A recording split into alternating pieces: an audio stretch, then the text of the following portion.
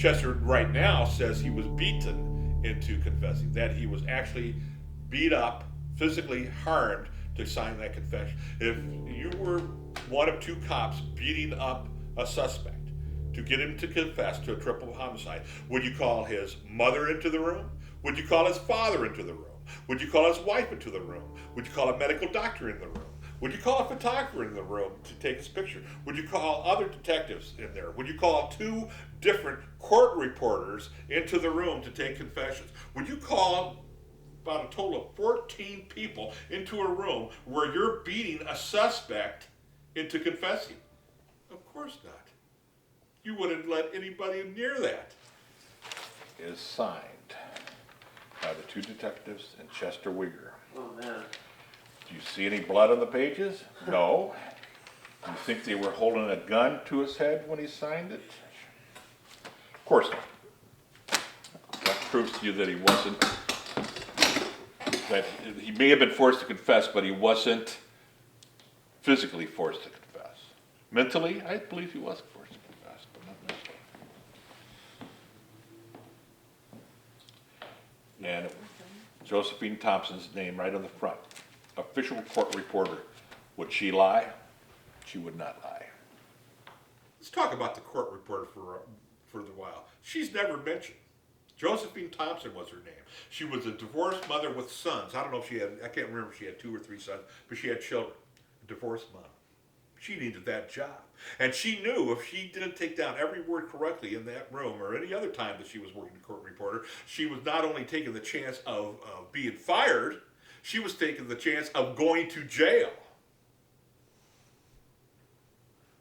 What was her reason for lying? Did she lie? Did she make up things in that room? Did she type out a confession that some man didn't give? Of course not. And if she saw some harm being done to a man who wasn't arrested, who was just a suspect, who they just asked a question, did she have an obligation to say something about it? You bet she did. The Starved Rock murders, one of the worst crimes in Illinois history, have been solved. A 23-year-old dishwasher, Chester Otto Wager, has confessed that he killed 3 prominent Riverside women last March in Starved Rock State Park.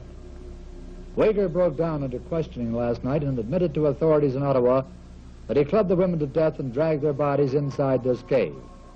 Wager, shown here with a policeman at the entrance to the cave, is the father of 2 children. He was employed in the kitchen of the lodge of the state park, the same lodge where the 3 women had checked in for a brief vacation. The 3 victims were 50-year-old Mrs. Lillian Otting, 47-year-old Mrs. Frances Murphy, and 50-year-old Mrs. Mildred Lindquist. The Lindquists are shown here with their daughter, Nancy. The next day, November 18th, about 9 o'clock in the morning, Chester agreed to go down and do a reenactment of the crime.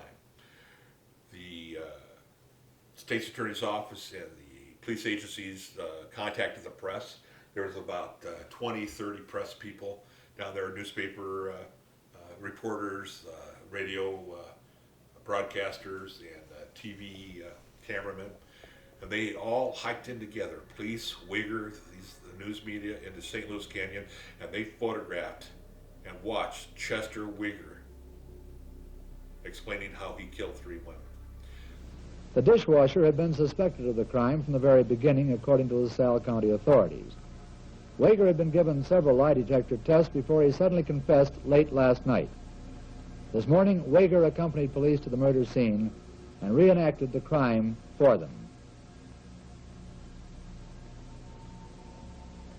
The confessed killer claims that his mind was on robbery, not murder, when he met the women in St. Louis Canyon, white with snow, one day last March. He says he tried to grab the purse of one woman and found it was a camera, that he then begged the 3 women to give him a chance to get away, which they did, but he followed them. Mrs. Murphy caught sight of him and came after him. He then picked up a broken limb of a tree and clubbed her. The other 2 women were cowed into letting him tie them up, but he was afraid they'd get away, so he clubbed them to death, too. Sheriff's deputies take the place of the women as Wager reenacts the crime. Wigger was here today. He said, well, police told me everything to say.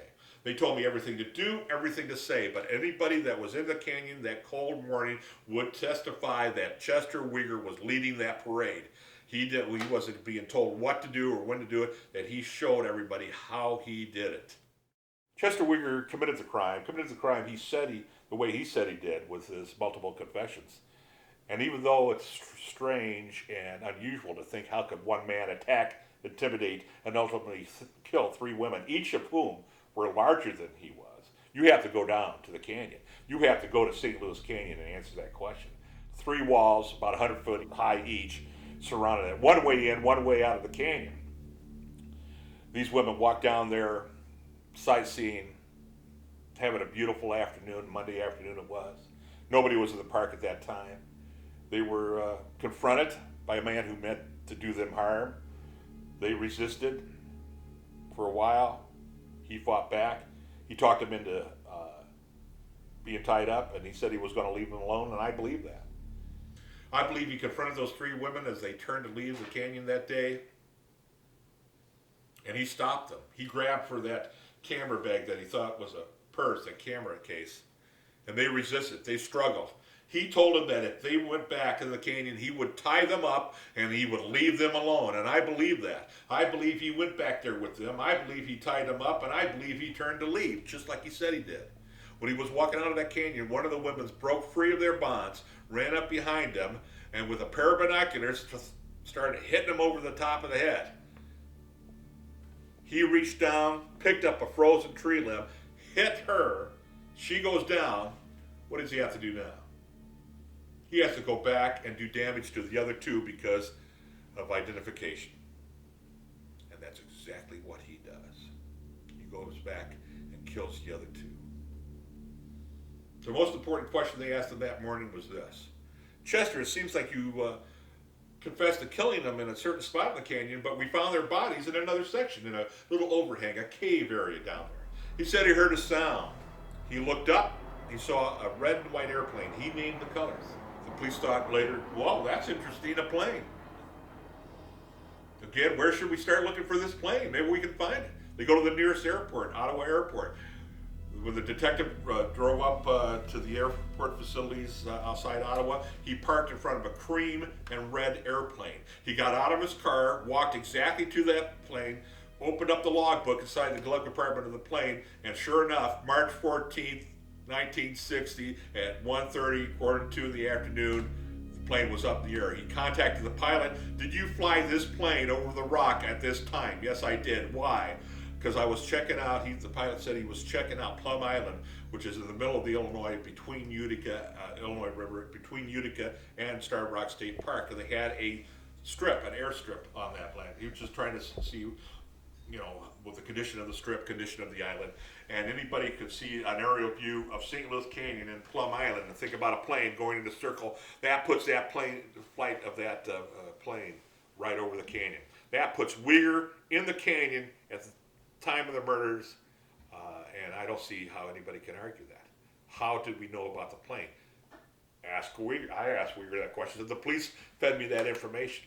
Well, it's quite possible police knew about the plane, but it's also a fact that the pilot wasn't contacted about the flight until after Weger's arrest.